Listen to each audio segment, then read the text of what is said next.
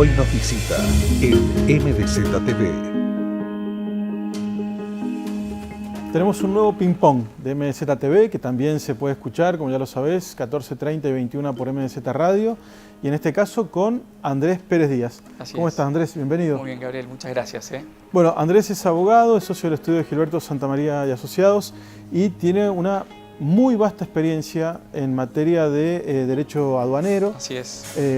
Sin que eso le quite conocimiento con respecto a la tributación que tienen grandes empresas en Mendoza con respecto a la FIP fundamentalmente.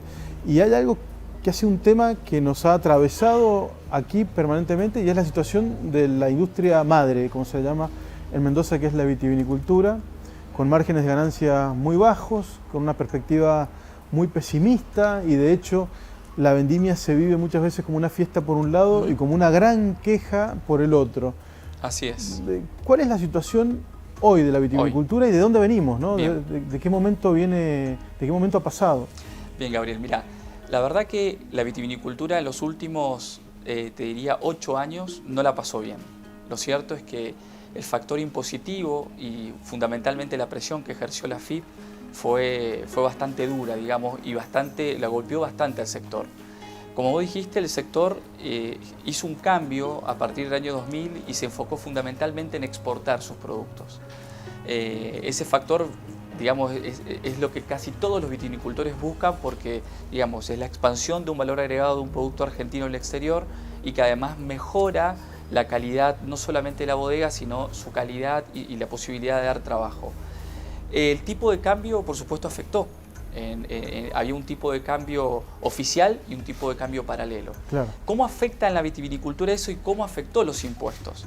Por un lado, tener un dólar como fue en la última etapa, a 9.30, 9.50, y tener un tipo de cambio paralelo a 14, afecta. Porque cuando vos exportás un producto, tenés la obligatoriedad de ingresar esas divisas por esas exportaciones. Por lo tanto, si vos exportaste $100.000, automáticamente vos te llevas al bolsillo 950.000 pesos deducidos los impuestos. Bien, esos son los impuestos nacionales que acá muchas veces Gilberto viene a explicar, que es el impuesto a las ganancias, bueno, todos los impuestos las derivados, obligaciones que tienen las empresas con el que Estado. todos los mortales tienen. Claro. Pero la vitivinicultura además tenía otros factores que influían que no lo tiene cualquier comerciante o cualquier empresario. Por ejemplo, primero, el recupero de IVA por exportaciones. Sí. El IVA es un impuesto que no se puede exportar, entonces el Estado te lo tiene que devolver. Todos los gastos que tiene la bodega para hacer una botella, después al Estado le tiene, a la FIP le tiene que decir, mira, yo tengo toda esta cantidad de facturas que tienen IVA que me las tenés que devolver. Y eso tiene que ser en un tiempo prudente. Bueno, si te las devuelve no hay problema. El tema es que muchas veces el tiempo de devolución era muy amplio y algunas no lo cobran todavía por diferentes trabas que la misma administración pone. ¿Cuáles son esas trabas? ¿Son trabas que vos decís son lógicas, son entendibles o no tienen un límite, digamos, de alguna manera? No tienen un límite. Están delimitadas por una resolución general de la FIP, pero los tiempos son muy excesivos. Y eso es plata líquida que le tiene que entrar a la bodega. ¿Bien? Pero sí hay límites. Lo que pasa es que también la FIP, muchas veces por una cuestión de caja, demoraba esos pagos y bueno, obviamente las resoluciones salían con un tiempo de demora que no era lo lógico. Tenía la actitud de una cueva, digamos, ¿no? De manejar la plata el mayor tiempo posible para administrarla y no la devolvía a sus legítimos dueños. A ver, la FIP tuvo que cumplir un rol de recaudación muy fuerte y tuvo que afectar a muchas veces a algunas industrias. La industria vitivinícola fue una industria muy golpeada, no solamente por este impuesto, sino que un impuesto histórico que tiene la Argentina es el impuesto a la exportación, que es un impuesto directo. Es un impuesto que solo por exportar vos tenés que pagar, que es lo que sería el derecho a exportar. Lejos de sonar como un derecho, Claro, es más bien una pena, ¿no? Es como una carga. Es así, yo tengo que exportar $1 y tengo que pagar, o $100.000 en este caso, que fue el ejemplo que utilizamos, y tenía que pagar $5.000 de derecho de exportación. O sea que yo para ejercer una actividad comercial tenía que pagar. Y es un impuesto directo que va a la caja. Entonces, no había mejor impuesto que ese para el gobierno anterior, porque era un impuesto bastante rápido, que directamente el exportador lo tenía que pagar en efectivo en el último tiempo, porque se dejó de lado una ventaja que se llamaba dejauto, que era que una vez que yo cobraba, pagaba el impuesto. En la última etapa se dejó de lado esa posibilidad, entonces un exportador cualquier bodega para exportar $100.000 tenía que pagar 5.000 de derechos para entrar, digamos, y por otro lado un 21%, que era lo que le costaba hacer su producto, el Estado se lo podía pagar a un año y medio, que eran los tiempos normales que se manejaban. Muy castigada. Más un tipo de cambio que sabíamos que internamente había una inflación que era alrededor del 40%, y él cobraba, en vez de 140.000 pesos, que eran los $100.000, cobraba 950, claro, menos los impuestos. Muy golpeada. Esta situación cambió. ¿Por qué cambió? ¿Qué cambiaron? ¿Qué normas? ¿O fueron actitudes? ¿O formas diferentes de manejar el poder? Porque primero, como dijo un amigo que estuvo en alguna mesa con el ministerio, con la gente encargada del gobierno de Macri, el primer ministro que se cobró fue el ministro de Comercio.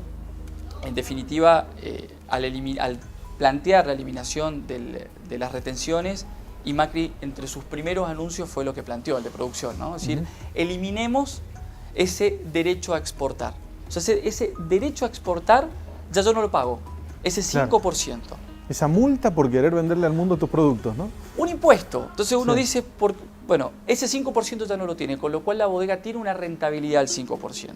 El otro punto a favor es que cambió el tipo de cambio. O sea, el tipo de cambio oficial ahora es de 15 pesos. Entonces, si yo exporto $100.000, yo ya no cobro 950.000 pesos como era hasta diciembre, sino yo estoy cobrando 150.000 pesos. Pero el sistema que utilizó la AFIP o el gobierno anterior no solamente era perverso en el aspecto de pagos que tenía que hacerle o en el impuesto al exportar, sino que también entre el Banco Central y la aduana utilizaron mecanismos muchas veces extorsivos desde el punto de vista legal, que es buscarle a la letra o a los grises legales, inclinarlos en el lado del Estado y no en favor del contribuyente para darle aire, que eran la presión que ejercía el Banco Central y la aduana. ¿Cómo era esto? Si yo exportaba esos $100.000, bien, y yo no lo ingresaba dentro de un plazo que me daba la Secretaría de Comercio, el Ministerio de Economía, perdón, el Estado podía imponerme una multa por el mismo valor que yo no había ingresado, en este caso la aduana, y al mismo tiempo lo hacía el Banco Central. O sea que si yo no podía ingresar esos $100.000 porque no los pude cobrar y no los justificaba lo suficientemente bien, automáticamente tenía una multa de aduana por $100.000, equivalente al tipo de cambio oficial, y también tenía una sanción por el Banco Central por $100.000. O sea que yo, de no cobrar 100.000, pasaba a deber no solamente lo que me faltaba cobrar, sino $200.000 le debía al Estado. Y muchos contribuyentes salieron a pagar eso. Hoy, no solamente con el nuevo gobierno se mejoró el tipo de cambio, se solucionó este derecho a la exportación, se están mejorando, entiendo, los mecanismos de pagos de IVA por exportación, sino que además los plazos para ingresar ese dinero se flexibilizaron. Bien, con lo cual hoy en día se duplicaron prácticamente con una resolución de la Secretaría de Comercio Exterior, la 30 del 2016, se acaban de mejorar esos plazos. Entonces yo tengo más aire, bien, para que esa exportación ingresarla o ese pago por exportaciones ingresarlas en un mayor plazo.